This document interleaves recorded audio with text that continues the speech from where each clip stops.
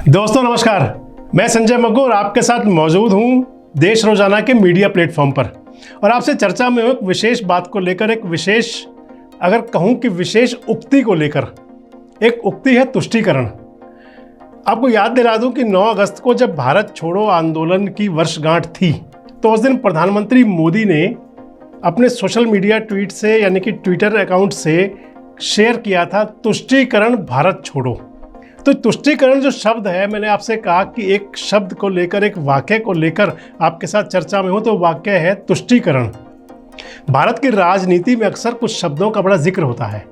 कभी धर्मनिरपेक्षता पक्ष विपक्ष की बातों में सामने आती है, तो कभी सेक्युलरिज्म उन बातों में सामने आता है। इन दो बातों से परे एक शब्द और है जिसका भारतीय राजनीति में आजकल बहुत जोर से इस्तेमाल हो रहा है, और वो शब्द है तुष्टीकरण। ये शब्द ज्यादातर दक्षिणपंथी संगठनों की ओर से इस्तेमाल किया जाता है। बीजेपी अक्सर तुष्टीकरण की बात को कहते हुए कांग्रेस पर हमला बोलती है। दरअसल ये शब्द आज से नहीं, बल्कि बीते लगभग कई दशकों से भारत की राजनीति से जुड़ा हुआ है। लेकिन अब पिछले कुछ दिनों से, खासकर मैं 9 अगस्त का जिक्र दूसरी बार दोबारा कर रहा हूँ आपसे, कि जब प्रधानमंत्री जी ने अपने ट्विटर अकाउंट से ये शेयर किया था कि तुष्टीकरण भारत छोड़ो, तो ये शब्द एक बार फिर से चर्चा में आ गया, ये वाकया एक बार फिर चर्चा में आ गया। इसके एक नहीं बल्कि कई उदाहरण हैं। वैसे तो भारतीय राजनीति में, भारतीय राजनीति के अंदर तुष्टीकरण जैसे विषय पर हम आपको विस्तार से बताएंगे। मैं आपसे आज उस पर विस्तार से चर्चा करूंगा। राजनय की वह शैली जिसने किसी आक्रामक शक्ति से सीधे संघर्ष से बचने के लिए कई तरह की रियायतें दी जाती थी। तुष्टीकरण शब्द वही है, यानी कि किसी के लिए स्पेशल किसी प्रकार की रियायत देना, किसी वर्ग को, किसी संप्रदाय को, किसी जाति को, किसी धर्म को, तो उसको तुष्टीकरण बोलते हैं। इस शब्द का इस्तेमाल रैमसे, मैकडॉनल्ड्स, स्टैनली, बालनदीव और नेविली, इसके साथ साथ कई ब्रिटानिया प्रधानमंत्रियों की नाजी जर्मनी और फासीवाद इटली के प्रति विदेश नीति के लिए किया जाता रहा है। आज हम बात कर रहे हैं भारत की राजनीति की, और भारत की राजनीति के अंदर तुष्टीकरण के शब्द की, तो जिसमें यह शब्द अल्पसंख्यक वोट बैंक के चक्कर में कुछ समूह को लुभाने वाले वायदों और नीतियों के लिए अक्सर इस्तेमाल किया जाता है। तुष्ट करना यानी कि किसी को खुश करना, संतुष्ट करना, राजी करना, वो हुआ तुष्ट। तो मौजूदा वक्त में राजनीति में तुष्टीकरण को स्लो पॉइजन यानी कि धीमा जहर कहा जाता है। भारतीय राजनीति में खास वर्गों को खुश करके वोट खींचना ही तुष्टीकरण कहा जा सकता है। हालांकि भारत के संविधान निर्माता बाबा साहेब डॉक्टर भीमराव अंबेडकर हमेशा से ही ऐसी नीति के विरोधी रहे हैं। उनके मुताबिक कुछ वर्ग मौके का फायदा लेकर अपने स्वार्थ के लिए इस तरह का असंवैधानिक रास्ता अपनाते हैं। बाबा साहब ने कहा था कि शासन के इसी संबंध में उनकी मदद करना, जिसे अल्पसंख्यक तुष्टीकरण कहा जाता है, इसके मायने थे। तो भारत के दलितों और पिछड़ों के उदाहरण अंबेडकर साहब ने हमेशा तुष्टीकरण को राष्ट्र विरोधी बताया था। प्रमुख राजनीतिक पार्टी कांग्रेस पर हमेशा से ही मुस्लिम तुष्टीकरण का आरोप भी लगता रहा है।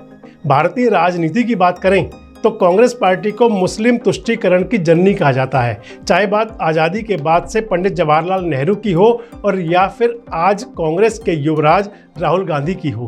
कांग्रेस पार्टी तुष्टीकरण की राजनीति को समर्पित रही है, ये आरोप लगते रहे हैं, या इस प्रकार की बातें खासकर बीजेपी के लोग हमेशा कहते रहे हैं। और यह हमेशा उस पर लगता रहा है कि भारत हमेशा से इकलौता ऐसा देश रहा जहां बहुसंख्यकों के हितों की कीमत पर अल्पसंख्यकों को वरीयता मिलती रही। कांग्रेस तुष्टीकरण का उदाहरण सबसे पहले आज़ादी के बाद तब देखने को मिला जब देश के पहले राष्ट्रपति डॉक्टर राजेंद्र प्रसाद ने गुलामी के पहले सोमनाथ मंदिर के ध्वस्तीकरण को मिटाने के भाव सोमनाथ मंदिर बनाने की पहल की। लेकिन प्रधानमंत्री जवाहरलाल नेहरू ने नाम केवल सोमनाथ मंदिर के नवीनीकरण और पुनर्स्थापना के काम से खुद को अलग कर लिया, बल्कि तत्कालीन सौराष्ट्र के मुख्यमंत्री को आदेश भी दे दिया कि मंदिर निर्माण में सरकार का एक भी पैसा लगना नहीं चाहिए। तो ऐसा तब उस समय डॉक्टर राजेंद्र प्रसाद जब थे, तो उन्होंने पुनर्निर्मित सोमनाथ मंदिर के उद्घाटन करने के लिए जब जाने लगे थे, तो उनको नेहरू जी ने रोका भी था, रोकने की कोशिश भी की थी। और उसके बाद कांग्रेस का भारत के फिलिस्तीन और इजराइल से संबंध की बात की जाए तो मुस्लिम पक्ष का समर्थन लेने के लिए भारतीय नेताओं ने फिलिस्तीनी का समर्थन किया था और वह देश इजराइल जो आड़े वक्त में भारत के काम आता था उससे मुंह फेर लिया था। इसके अलावा बांग्लादेश, पाकिस्तान, अफगानिस्तान में भी हिंदू और सिखों पर हो रहे अत्याचार पर भारत सरकार ज़्यादातर खामोश रहती थी। तुष्टीकरण का उदाहरण वर्ष 1960 में तब देखने को मिला जब तत्कालीन प्रधानमंत्री पंडित जवाहरलाल नेहरू ने भारत के हितों का त्याग करते हुए पाकिस्तान के साथ सिंधु नदी जल समझौता किया। दुनिया में इस तरह का एकाकी समझौता कहीं और नहीं देखने को मिल सकता, जिसके तहत सिंधु, रावी, ब्यास, चेनाब, सतलुज और झेलम नदियों को पूर्वी और पश्चिम भागों में बांट दिया गया। विडंबना यह है कि भारत अपने हिस्से का पानी भी खुद इस्तेमाल नहीं कर पाया और सारा पानी बहकर पाकिस्तान में जाने लगा। आज भी SYL को लेकर के हरियाणा और पंजाब के बीच ज़्यादातर जो तलवारें खिंचती हैं वो इसी मुद्दे को लेकर हैं। कांग्रेस की इस तुष्टीकरण की राजनीति का असर दूसरी पार्टियों पर भी देखने को मिला। मुस्लिम वोट बैंक के डर से हिंदुओं के हित में बोलने से लोग कन्नी काटने लगे और इन पार्टियों में नाम आता है समाजवादी पार्टी के यानी कि नेताजी मुलायम सिंह यादव की पार्टी, लालू प्रसाद यादव की पार्टी यानी कि राष्ट्रीय जनता दल, ममता बनर्जी की पार्टी, एन चंद्रबाबू नायडू की पार्टी और भी कई पार्टियां हैं जिन पर कांग्रेस के तुष्टीकरण रूपी वट वृक्ष का फल चखने की बात कही जाती है। अगर ये कहा भी जाए तो अतिशयोक्ति नहीं है। एक नहीं कई उदाहरण देखने को मिल सकते हैं कि मुस्लिम तुष्टीकरण के दाग को ये पार्टियां धो नहीं पाई। 70 के दशक का इंदौर का शाहबानो मामला सभी को याद होगा, जहां 3 तलाक के बाद शाहबानों को हर महीने गुजारा भत्ता की मांग को लेकर कोर्ट का दरवाजा खटखटाना पड़ा था। वो मुस्लिम लॉ बोर्ड के खिलाफ था। सुप्रीम कोर्ट ने इस पूरे मामले में दखल देते हुए ऐतिहासिक फैसला भी सुनाया। हालांकि विडंबना यह रही कि लेफ्ट दलों को छोड़कर सेकुलर कहे जाने वाले कमोबेश हर दल ने सुप्रीम कोर्ट के इस फैसले का विरोध कर डाला और हद तो तब हो गई जब राजीव गांधी सरकार ने सुप्रीम कोर्ट के फैसले को पलटते हुए मुस्लिम महिला कानून 1986 पारित कर दिया। और इसका नतीजा यह हुआ कि शाहबानो अदालती लड़ाई तो जीत गई, लेकिन राजनीति ने उन्हें हरा दिया, यानी कि मुस्लिम महिलाओं को हरा दिया। कट्टरपंथियों के आगे राजीव गांधी सरकार के सरेंडर ने शाहबानों को शिकस्त दे दी और आखिर में 6 साल बाद 1992 में ब्रेन हेमरेज से शाहबानों की मौत हो गई। बरसों पहले की बात है। तुष्टीकरण की राजनीति का असर तब भी देखने को मिला। तभी तो प्रियंका गांधी को भाषण में दुर्गा सप्तशती के श्लोक पढ़ते हुए देखा गया।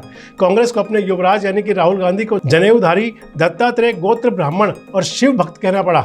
वहीं बंगाल के चुनाव के दौरान ममता बनर्जी मंदिर मंदिर घूमती नजर आई। वर्ष 2014 के बाद देखा जाए तो देश में मुस्लिम तुष्टीकरण को नया राजनीतिकरण दिया गया।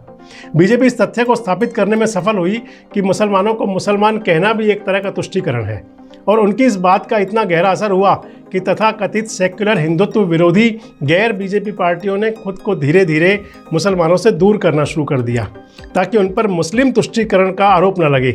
और एक बात सभी राजनीतिक दल यही मानते हैं कि मुसलमानों को मुस्लिम तुष्टीकरण से कोई फ़ायदा नहीं मिलता है, क्योंकि ये अच्छी मुसलमान बुद्धिजीवियों के तौर पर एक दूसरे से लड़ते रहते हैं।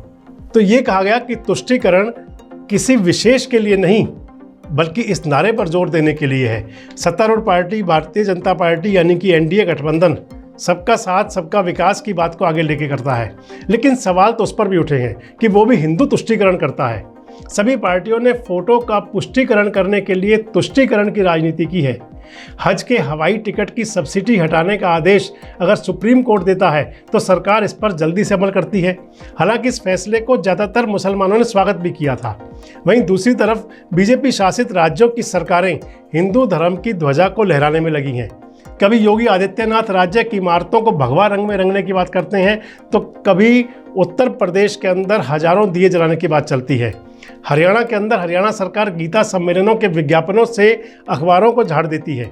झारखंड में गायों के लिए एम्बुलेंस सेवा शुरू की जाती है। मध्य प्रदेश में नम्रता सेवा यात्रा चलाई जाती है सरकारी खर्चे पर, यानी कि धार्मिक रंग में चुनाव प्रचार किया जाता है।